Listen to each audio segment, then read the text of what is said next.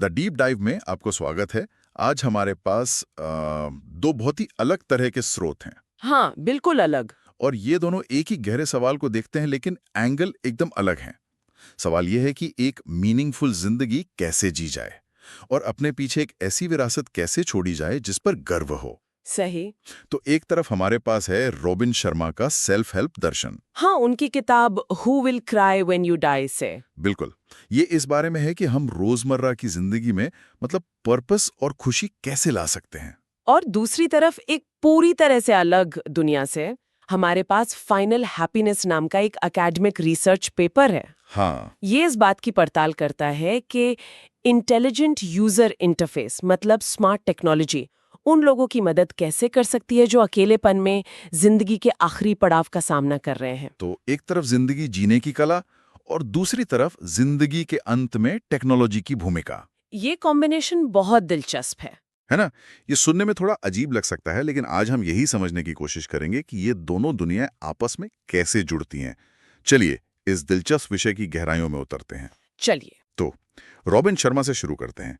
ज्यादातर लोग उन्हें the monk who sold his Ferrari के लेखक के तौर पर जानते हैं। हाँ, वो एक वकील थे जो बाद में लेखक और मोटिवेशनल स्पीकर बन गए। और उनकी ये किताब who will cry when you die, इसका टाइटल ही अपने आप में एक बहुत गहरा सवाल है। बिल्कुल, और ये टाइटल एक कहानी से आता है।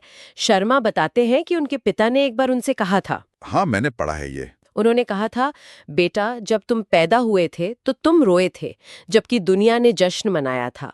अपना जीवन ऐसे जियो कि जब तुम मरो तो दुनिया रोए और तुम जश्न मनाओ। वाह। यही उनकी पूरी फिलॉसफी का एक तरह से निचोड़ है। और ये किताब असल में 101 छोटे छोटे चैप्टर्स का कलेक्शन है ना। हर चैप्टर एक छोटी सी सलाह देता है। हाँ, बिल्कुल। और इन 101 सलाहों को हम कुछ बड़े थीम्स में बांट सकते हैं। सबसे पहला और शायद सबसे बड़ा थीम है पर्पस और लेगेसी, मतलब उद्देश्य और विरासत। ओके। शर्मा का पहला पॉइंट है डिस्कवर योर कॉलिंग, अपने जीवन का उद्देश्य खोजें। हाँ, उनका मानना है कि हम सब में कोई ना कोई खास टैलेंट होता है और असली खुशी उसे किसी सार्थक काम में लगाने से ही मिलती है। लेकिन अपना उद्देश्य खोजें, ये सुनने में तो बहुत अच्छा लगता है, पर क्या ये प्रैक्टिकल है? बहुत से लोगों के लिए तो काम सिर्फ बिल भरने का एक जरिया है। ये एक बहुत अच्छा सवाल है। और शर्मा का तर्क ये नहीं है कि हर किसी को अपनी नौकरी छोड़ देनी चाहिए। अच्छा। बल्कि वो कहते हैं कि आप अपने मौजूदा काम में भी उद्देश्य खोज सकते हैं, या फिर काम के बाहर अपने जुनून को जगह दे सकते हैं। मुद्दा बस ये है कि आपके पास सुबह उठने के लिए खुद से बड़ा कोई कारण होना चाहिए। और यह सीधे उनके दूसरे आइडिया से जुड़ता है, राइट अ लेगेसी स्टेटमेंट। यानी ये सोचना कि हम अपने पीछे क्या छोड़कर जाना चाहते हैं। एग्जैक्टली। शर्मा इस बात पर जोर देते हैं कि महानता की शुरुआत किसी ऐसी चीज से होती है जो आपके साथ खत्म नहीं होती। जैसे कि वो आपका परिवार हो सकता है, आपके सिखाए हुए स्टूडेंट्स हो सकते हैं, या कोई छोटा सा अच्छा काम जो दूसरों को प्रेरित करे। ये सब इस एक बड़े विचार से जुड़ा है, live fully so you can die happy. जिंदगी के आखिरी पलों का इंतजार मत करो, ये महसूस करने के लिए कि जिंदगी का क्या मतलब था। बिल्कुल ठीक है, ये तो बड़े आइडियाज हो गए, लेकिन रोजमर्रा की भागदौड़ में इन्हें लागू कैसे किया जाए? मुझे लगता है शर्मा की खूबी इसी में है कि वो इन बड़े विचारों को छोटी छोटी आदतों से जोड़ देते हैं। सही कहा। और यहीं पर उनका दूसरा थीम आता है, दैनिक अभ्यास या डेली प्रैक्टिसेस। जैसे उनका वो मशहूर 5 o'clock क्लब का आइडिया। हाँ, सुबह जल्दी उठना। उनका कहना है कि सुबह के वो शांत घंटे आपको अपने दिन पर कंट्रोल देते हैं, बजाय इसके कि दिन आपको कंट्रोल करे। और फिर प्रैक्टिस टफ लव। मुझे ये टफ लव वाली बात थोड़ी परेशान करती है। क्या इसका मतलब ये नहीं कि हम खुद पर बहुत ज्यादा सख्त हो जाएं? आज की दुनिया में लोग पहले से ही बर्नआउट और तनाव से जूझ रहे हैं। क्या ये सलाह उल्टी भी पड़ सकती है? ये एक वाजिब चिंता है, बिल्कुल। लेकिन शर्मा के कॉन्टेक्स्ट में टफ लव का मतलब खुद को सजा देना नहीं है। तो फिर क्या है? इसका मतलब है सेल्फ डिसिप्लिन, आत्म अनुशासन। ये वो काम करने की क्षमता है जो आपको पता है कि जरूरी है, भले ही उस वक्त आपका मन न हो। जैसे एक्सरसाइज करना या कोई मुश्किल काम टालने के बजाय उसे पूरा करना। हाँ, बिल्कुल। ये विल पावर बनाने जैसा है, ताकि जब बड़े चैलेंज आएं तो आप तैयार रहें।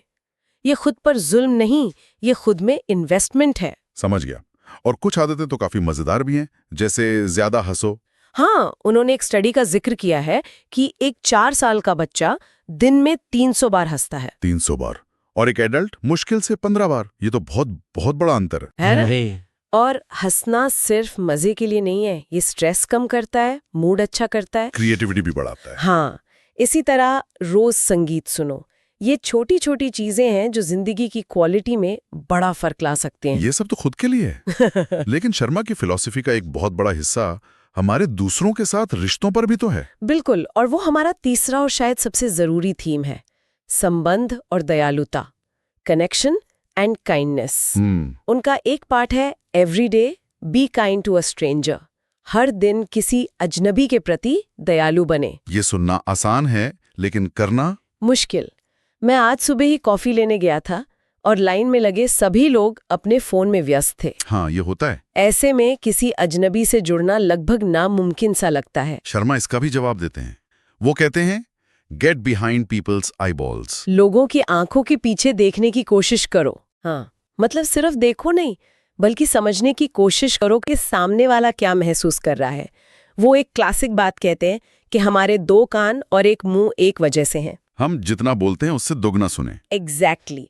और ये फोन में व्यस्त दुनिया में और भी ज्यादा जरूरी हो गया है। वाह, ये तो बहुत गहरी बात है। तो रॉबिन शर्मा का पूरा दर्शन इसी पर है कि हम अपना जीवन कैसे जीते हैं, उद्देश्य बनाते हैं और दूसरों से जुड़ते हैं। लेकिन मुझे ये सोचने पर मजबूरी हो रही है कि उन लोगों का क्या होता है जिनके पास ये सब करने का मौका या साथ नहीं होता, खासकर जिंदगी के अंतिम पड़ाव में। और यहीं पर ये दूसरा रिसर्च पेपर, फाइनल हैप्पीनेस, एक बहुत ही अलग लेकिन महत्वपूर्ण दृष्टिकोण लाता है। हाँ, ये रिसर्च उन लोगों पर केंद्रित है जो गंभीर रूप से बीमार है और गहरे अकेलेपन का सामना कर रहे हैं। रिसर्चर्स ने ऐसे 14 लोगों के साथ गहराई से इंटरव्यू किए, ये समझने के लिए कि टेक्नोलॉजी उनकी मदद कैसे कर सकती है। हाँ बिल्कुल।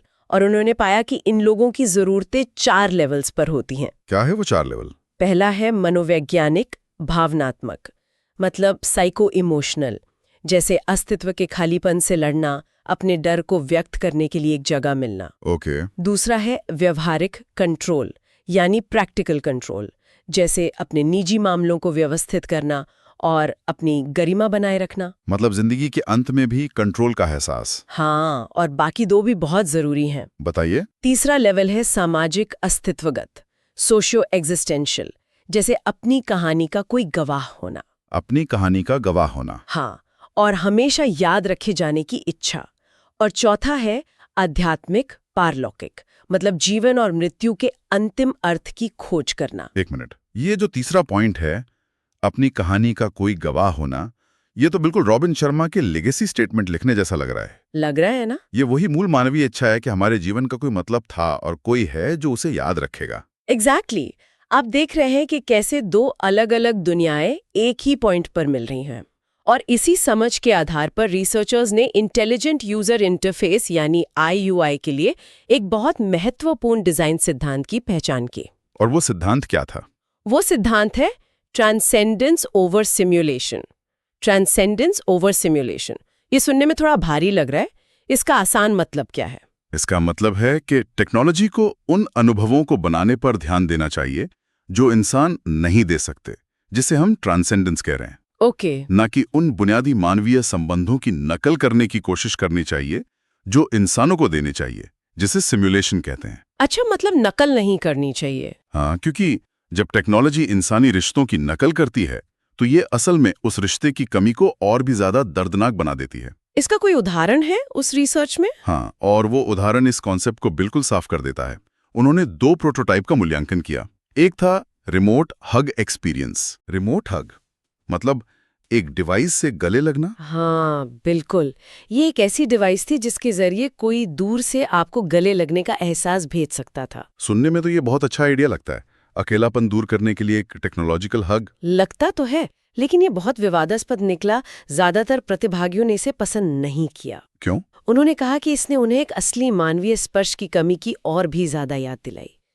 जैसा कि एक प्रतिभागी ने कहा, कुछ चीजों की नकल नहीं की जानी चाहिए।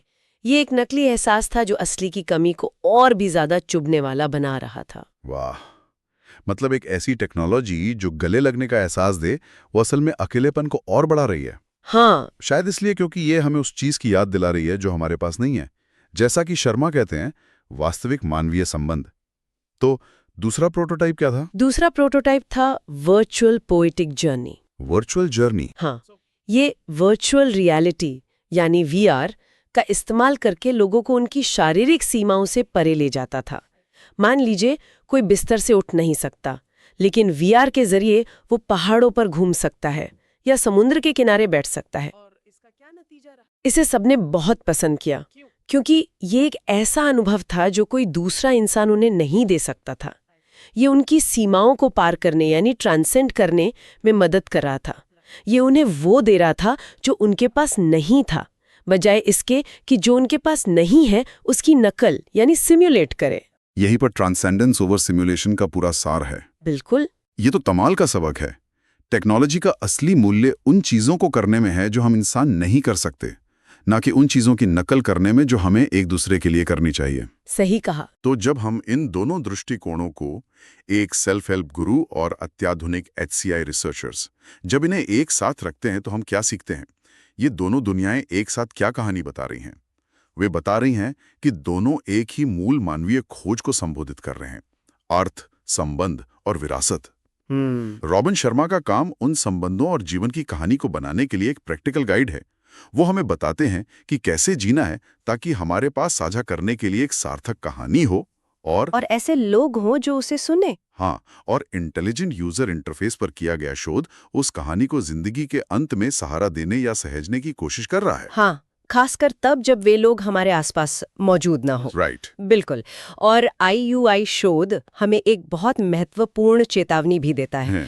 टेक्नोलॉजी तब सबसे ज्यादा मूल्यवान होती है जब वो हमारी मानवीय क्षमताओं को बढ़ाती है या हमारी सीमाओं को पार करने में मदद करती है। जैसे उस VR जर्नी में। हाँ, ना कि तब जब वो उन चीजों का अनुकरण करने की कोशिश करती है जिन्हें शर्मा हमें हर दिन अभ्यास करने के लिए कहते हैं। जैसे किसी के लिए समय निकालना, सच में किसी की बात सुनना, या एक असली गर्मजोशी से भरा हग। आपने बिल्कुल सही पकड़ा।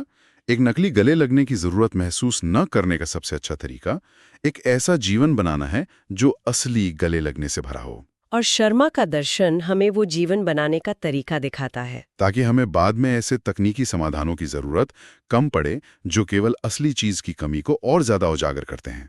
ये पूरी चर्चा हमें एक बहुत गहरे विचार पर छोड़ जाती है। हाँ, उस रिसर्च पेपर में डिजिटल लेगेसी और यादों के संरक्षक का एक आइडिया है। Custodian of memory. हाँ, मतलब ऐसे इंटेलिजेंट सिस्टम्स जो हमारे जीवन की कहानियों को संग्रहित करके उन्हें संरक्षित कर सकते हैं।